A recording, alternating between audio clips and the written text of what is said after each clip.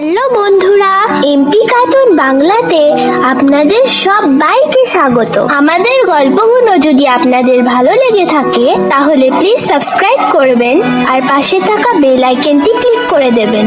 আর হ্যাঁ, বেশি বেশি লাইক করবেন, কমেন্ট করবেন আর শেয়ার করবেন।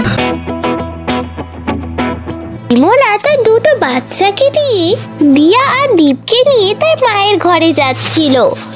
গরমের ছুটিও শুরু হয়ে গিয়েছিল আর দিয়া আর দীপও প্রত্যেক বছরের মতন এই বছরও খুবই খুশি ছিল তার দিদার ঘরে যাবার জন্য। অনেক অবাক বিষয় না মা, প্রত্যেক বছর আমাদের দিদা আমাদের ছুটির আগেই আমাদেরকে কত ফোন করতো ছুটির আগে, স্কুলে ছুটি পড়েছে তাড়াতাড়ি এসে যাও, তাড়াতাড়ি এসে যাও, তাড়াতাড়ি এসে যাও। কিন্তু এবারে কি হলো, দিদা আমাদের একবারও ফোন করলো না। হ্যাঁ মা, এরকম কেন? এটা তো সত্যি কথা, দিদা কি আমাদের উপর রেগে আছে? আরে না না বাবু, এরকম কোনো ব্যাপার না। এখন আমরা তোমার দিদার কাছে যাব না তো তোমার দিদা আমাদের সবাইকে দেখে খুব খুশি হয়ে যাবে।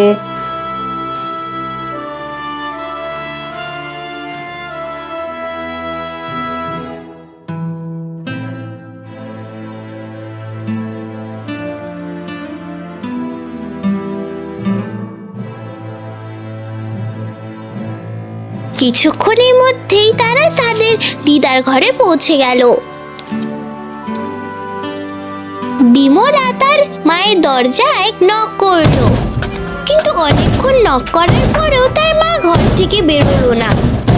আরে এ কি, মা এখনো দরজা কেন খুলছে না? মা কি ঘরে নেই? এমনিতেও আমাদের আসার কথা আমার মাকে তো আমরা জানাইনি। এই দেখে দীপা আরো জোরে জোরে নক করতে লাগলো।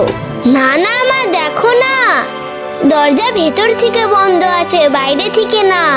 যদি দিদার কোথাও যাওয়া হতো তাহলে দিদা দরজার বাইরে থেকে তালা মেরে দিয়ে যেত, এর মানে দিদা ঘরেই আছে।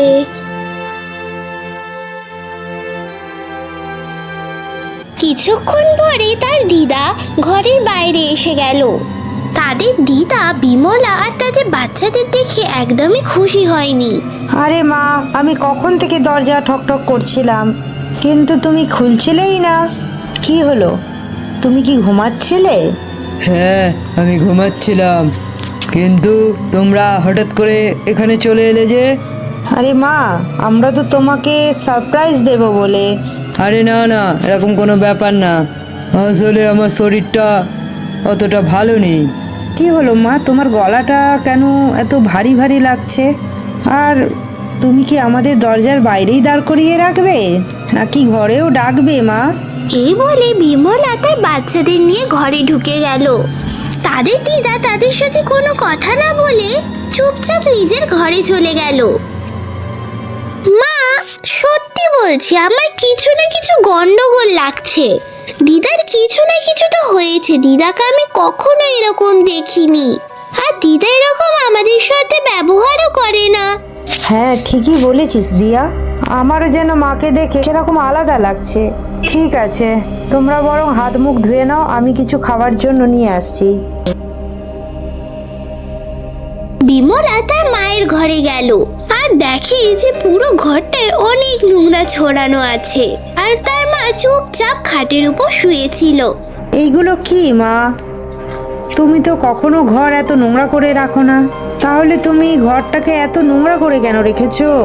আরে এটা আমার ঘর, আমি যেরকম খুশি সেরকম রাখবো, তোর তাতে কি হয়েছে? এ কি মা, আমি কতদিন পর এসেছি আর তুমি আমার সাথে এরকম ভাবে কথা বলছো? দেখ, আমার শরীরটা অতটা ভালো নেই, এখন তুমি এখান থেকে চলে যাও, তুমি পরে আসবে। কিন্তু মা, তুমি কি কিছু রান্না করোনি? কি, তুই আসার আগে আমাকে বলেছিলি যে আমি তোর জন্য রান্না করে রাখবো? তুই যা এখান থেকে, আমি কিচ্ছু বানাইনি।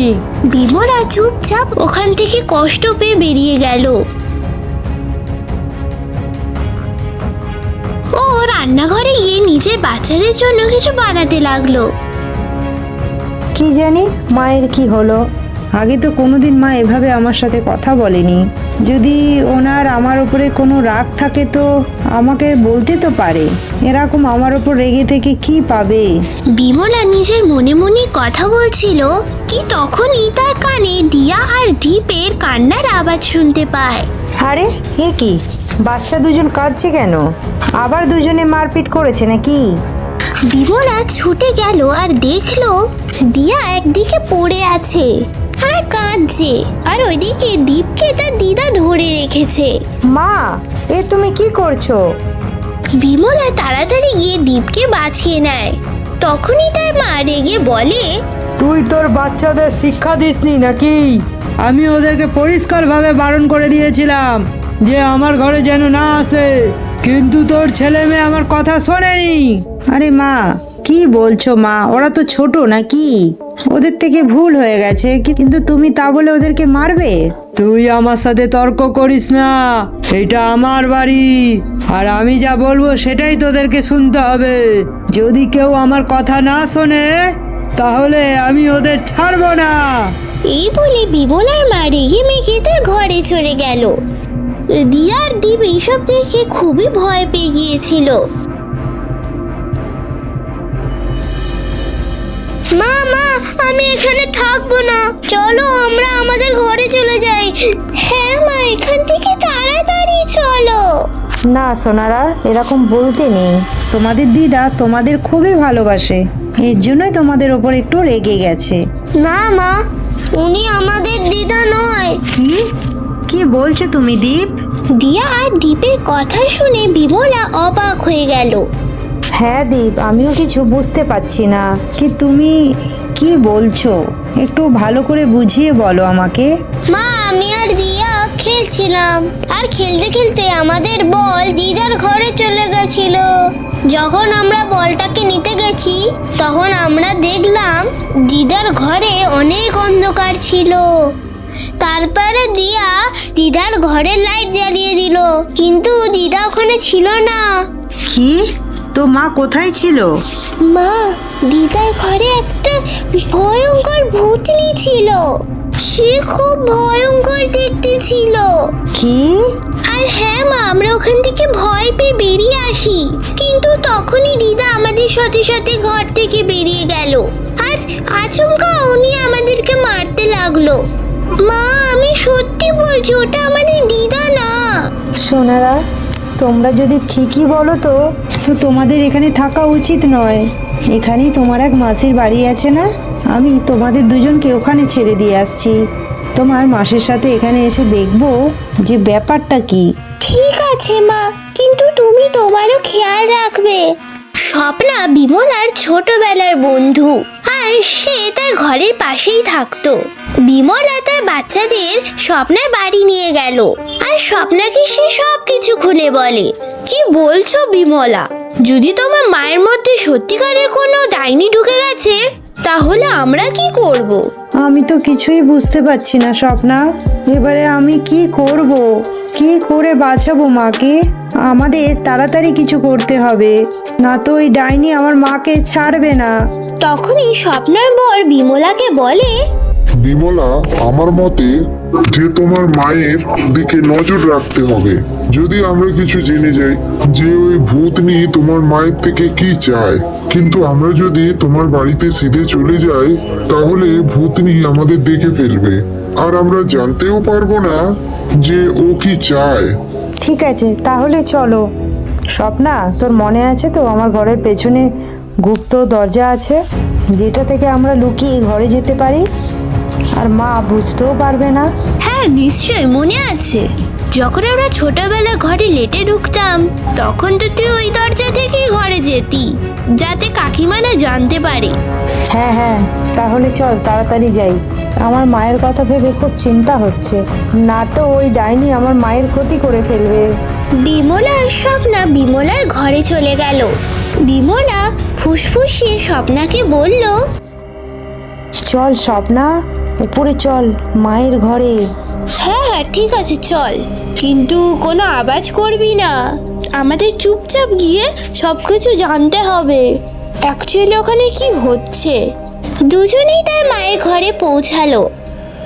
তখনই তারা দুজনে কিছু আওয়াজ শুনতে পেল।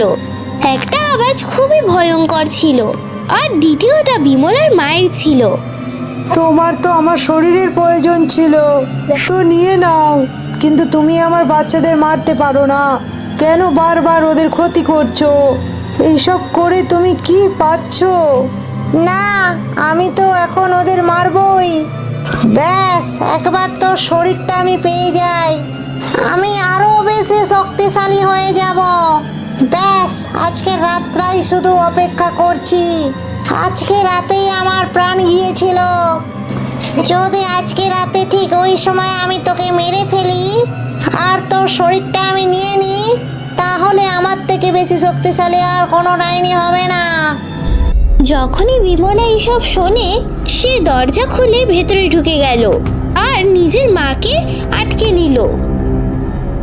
না মা, তুমি নিজেকে মারতে পারো না। আমরা সবাই মিলে এই ভূতনির সাথে লড়বো, কিন্তু তুমি নিজের সাথে কিছু করবে না। তুই আর আমার সাথে লড়বি? তোর মতন মানুষদের আমি এক নিমিষে মেরে ফেলবো। ডাইনিটি বিমলাকে হাওয়াতে উড়িয়ে দিল, কিন্তু তখনই স্বপ্নার বর পেছন থেকে এসে যায়।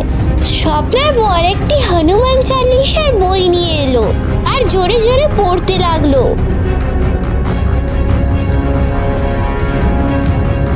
হনুমান চালিসা পড়তেই ডাইনিটি পুড়ে ছাই হয়ে গেল।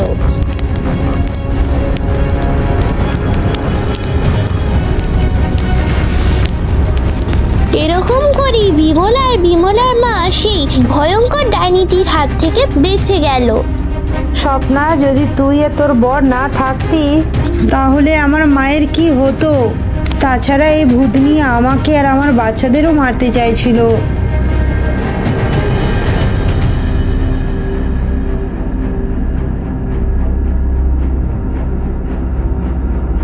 তারপরে আস্তে আস্তে সবকিছু আগের মতন হয়ে গেল। দিয়া আর দীপও নিজের আসল দিদাকে পেয়ে খুবই খুশি ছিল।